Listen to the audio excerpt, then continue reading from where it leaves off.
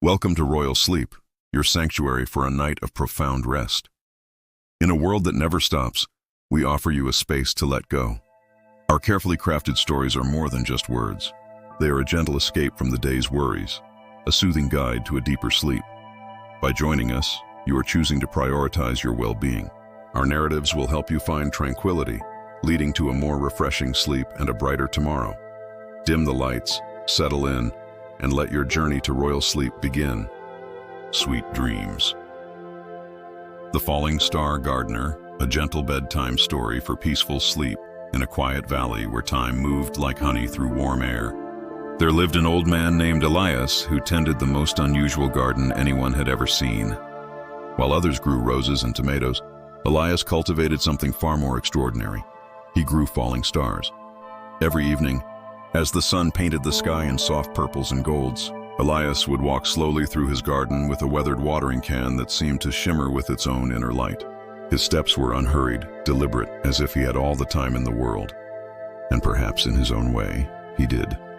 The garden stretched across gentle rolling hills, dotted with peculiar plants that looked almost ordinary during the day, delicate silver stems reaching toward the sky, leaves that caught and held moonlight like dewdrops, and small buds that remained tightly closed until darkness fell. But when night descended, the true magic began. Elias had discovered this gift quite by accident, many years ago when he was a young man full of restless energy and endless questions. He had been walking through these very hills one autumn night, unable to sleep, when he witnessed something beautiful and impossible. A falling star, instead of burning out in the atmosphere, had gently settled into the earth like a seed finding its home. Curious and patient, he had marked the spot and returned each day to tend it. He brought water from the old stone well, sang quiet songs he remembered from childhood, and waited. Months passed, seasons changed, and slowly, so slowly that he almost missed it, a silver stem began to emerge from the soil. That first plant had taken 3 years to bloom. 3 years of gentle care, of whispered encouragement, of faith in something that seemed impossible. And on the night it finally flowered, Elias understood that he had become something magical himself, a gardener of wonders. Now, decades later, his garden was filled with hundreds of these celestial plants. Each one was unique, born from a different falling star that had chosen to rest in his valley rather than fade away forever.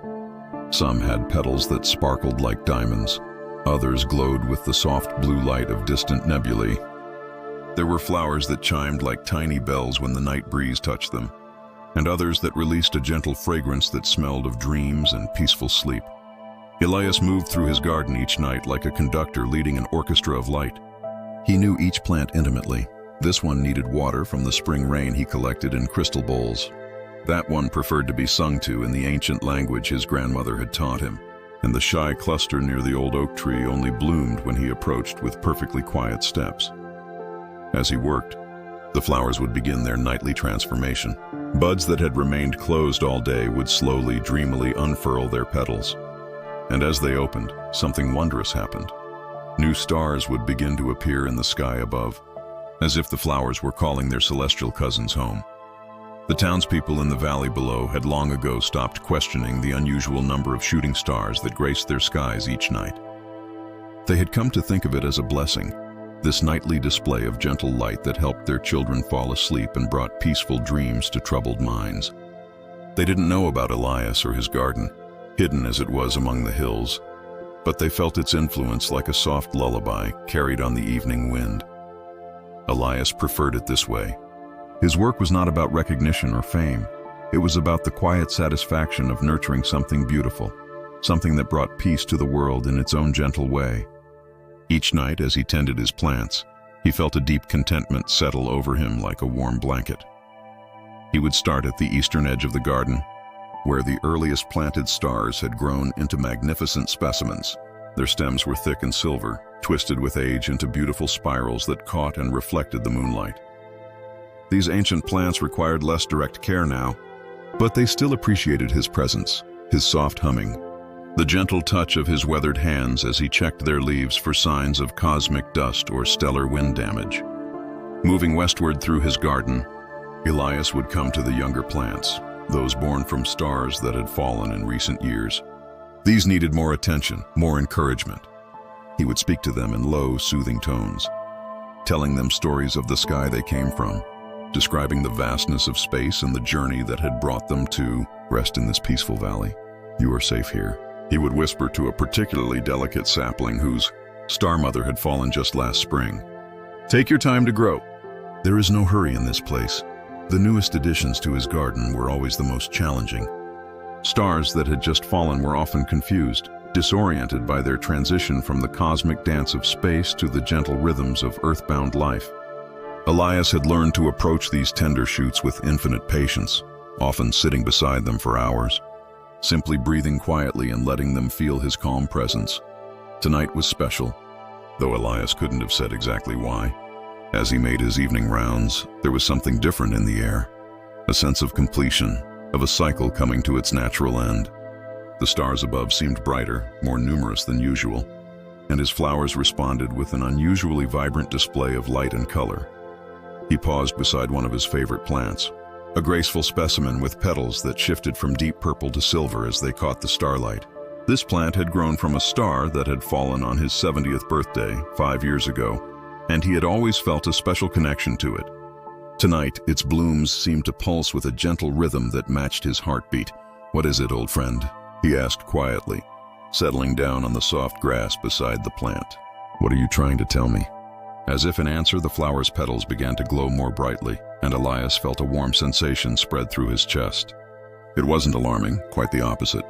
It felt like coming home after a long journey, like sinking into his favorite chair after a day of satisfying work. He understood then, with the clarity that comes to those who have lived long and observed much, that his time as the gardener was drawing to a close. The realization brought not sadness, but a profound sense of peace. He had spent decades nurturing beauty, cultivating wonder, helping fallen stars find new life. What more could anyone hope to accomplish in a lifetime? Around him, as if responding to his understanding, the entire garden began to glow. Hundreds of stellar flowers opened their petals wide, releasing streams of gentle light that rose into the night sky like luminous threads connecting earth to heaven. The sight was breathtaking, more beautiful than anything Elias had ever witnessed in all his years of tending this magical place. He lay back on the soft grass, surrounded by the flowers he had loved and nurtured for so long. Above him, the sky was ablaze with falling stars, not the violent burning meteors that most people saw, but gentle, glowing orbs that drifted down like snowflakes made of light. They were coming home, he realized, coming to say goodbye. As the stellar snow settled around him, Elias felt his body growing lighter, as if he too were transforming into something made of starlight and dreams. The boundary between himself and the garden began to blur, and he understood that he was becoming part of the very magic he had spent his life tending. His last conscious thought was not one of endings, but of continuations. Somewhere in the valley, a young woman was walking through the hills, unable to sleep, drawn by dreams she couldn't quite remember. She would find his garden tomorrow, or perhaps the day after, and she would feel the same wonder he had felt all those years ago when he discovered his first fallen star. The garden would continue, as gardens do, with new hands to tend it and new stories to unfold. The falling stars would keep falling, finding their way to this peaceful valley where time moved slowly and magic grew in carefully tended rows. And high above, among the constellations that have watched over the earth since time began, a new star took its place, not falling now, but steady and bright, keeping gentle vigil over a garden where dreams take root and impossible things bloom in the quiet hours of the night. The valley slept peacefully, cradled by the soft light of countless stellar flowers and the knowledge that somewhere, someone was tending the delicate balance between earth and sky, between the possible and the impossible, between waking and dreams. In the morning, the townspeople would wake to find their gardens filled with flowers they had never planted. Delicate, silver-stemmed blossoms that glowed faintly in the dawn light and filled the air with the scent of peaceful sleep. They would tend these new gifts without question, understanding somehow that they were part of something larger, something beautiful that connected them all to the endless dance of stars above.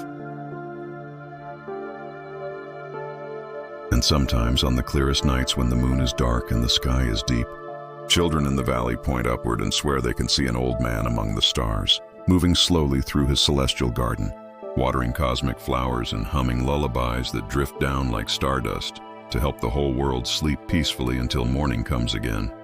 The gentle rhythm of his endless work continues, a lullaby of light and love that spans the space between earth and sky, reminding us all that even the smallest acts of care and nurturing can bloom into something magnificent, something that touches every soul fortunate enough to witness its quiet magic. Sleep now, and dream of silver flowers and patient gardeners, of falling stars that choose to stay and grow, rather than burn out in brilliant, brief displays.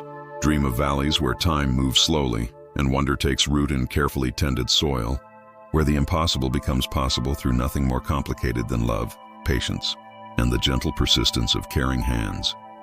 The stars are falling softly tonight, and someone is there to catch them, to plant them, to help them grow into something beautiful and eternal.